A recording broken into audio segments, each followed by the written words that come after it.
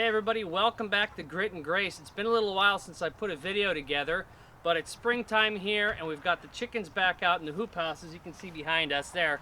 Getting them mobile again, moving them on a new grass, letting them work for us. We have a brand new do-it-yourself. This is a pretty simple project. It's a chicken feeder, and if you've got $15 and about 20 minutes of time with a few minimal hand tools, then you'll be able to do this. So what we've got today is a very simple tri-port gravity feeder for chicken feed that you can put together with just a few cuts, hang, fill it once, and let it go for a few days. So take a trip to your local hardware store. You're gonna need a few things. You're gonna need a 5-gallon bucket. You're gonna need a lid for that bucket.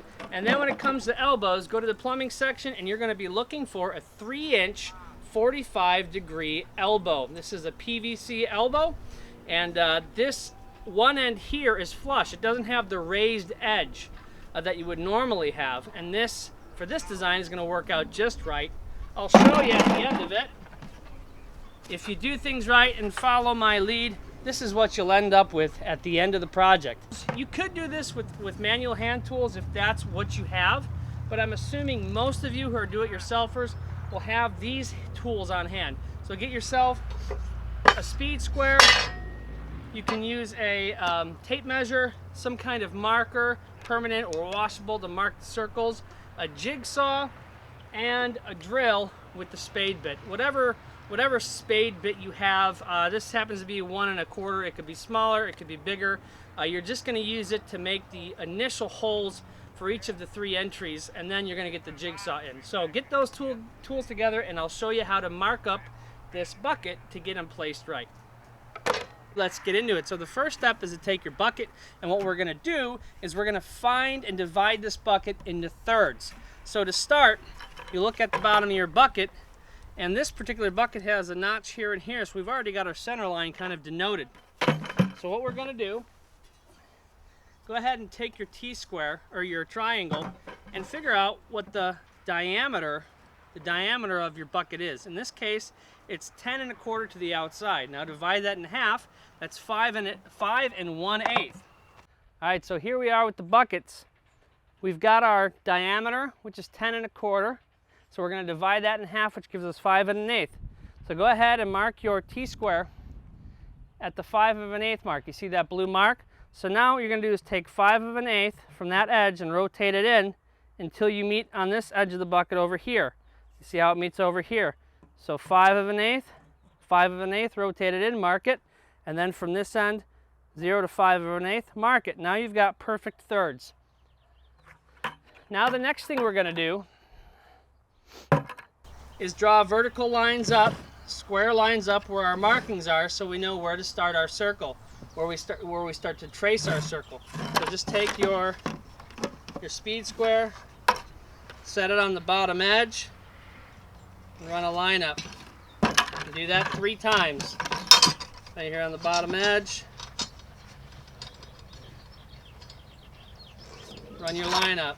All right, so now you've got your square vertical lines that denote where the center of the radius of your circle is going to be for these inlets. All right, so now the next thing to do is we need to get the proper height. You need to know where to put it in the bucket so that it's not too low or too high.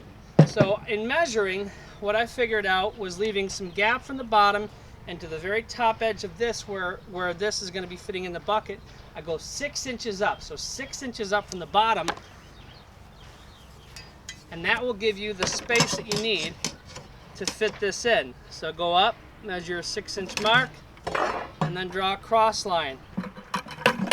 All right, so once you get your crosshatch marks, you're 6 inches up from the bottom to your crosshatch. Now you know where the top edge of the elbow is going to fit in. So here's the part where you have to be a little bit careful and slow. Take your time, because what you're going to have to do is place this where it's supposed to be, and then as you trace it, you kind of got to balance the bucket. And what I did is I kind of rotated the elbow to one side, okay, like this, and drew my line. then rotate it the other way and trace my line. Because it's really what you're creating is, it's kind of a very slight oval, because you have to take into account of the radius of the bucket. So in order for it to fit nice and snug, what you want, go ahead, take your time, and do this process nice and slow. All right, so like I said,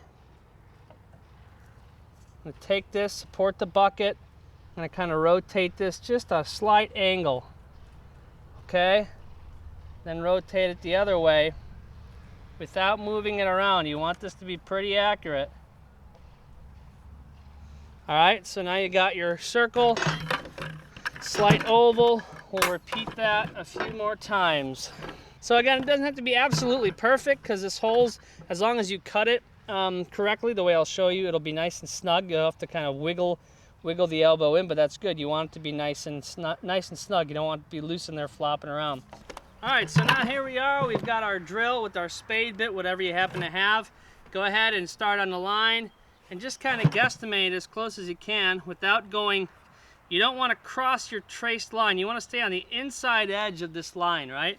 Because you trace around the outside diameter. So you're adding, if you go past the blue marker to the outside of the blue marker, you're going to be making the hole too big potentially.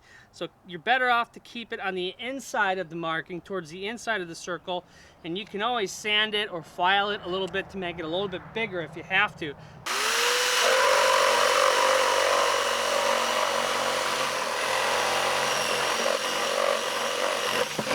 Okay, so now we've got our jigsaw plugged in. We're going to go ahead and get into our pilot hole and carefully and slowly cut around the inner edge of this line. Make sure you stay on the inside so you don't make the hole larger than it needs to be. Take your time, do it in little bits, and be steady.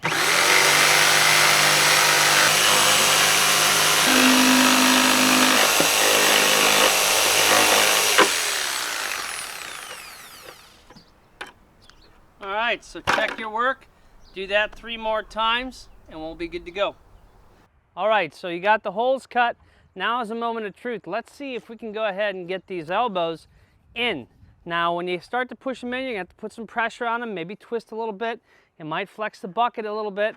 If it's too tight, you'll have to trim this or sand it out a little bit. But with the first bucket I did, I was able to get them in there with relative ease. So let's go ahead and get these fit in here now. There it is. I'm going to have to tap it and flex it a little bit. All right. A little bit of steady pressure and flexing does the trick. Ladies and gentlemen, there it is. A tri-inlet feeding bucket for your poultry. If you enjoyed this tutorial, if it gave you the information, the insight, and the confidence you needed to go ahead and tackle this project, then be sure to give it a thumbs up. If you hated this build and you would do it entirely different, go ahead and let me know in the comments as well. In the meantime, if you're interested in things regarding the raising of poultry, if you're interested in small-scale homesteading and starting your garden, if you're interested in how to preserve food, then go ahead and follow this channel. In the meantime, keep learning, you keep growing, and keep at it. We'll see you on the next one. Bye. Hey, that's not half bad. You pay $35 for the pressed pin version of this gravity feeder at Tractor Supply, which isn't bad, I'm just saying, but this is half the price. And it's rust proof. You can rinse it out easy. You can take it apart if you need to. Not bad for 15 bucks, just saying.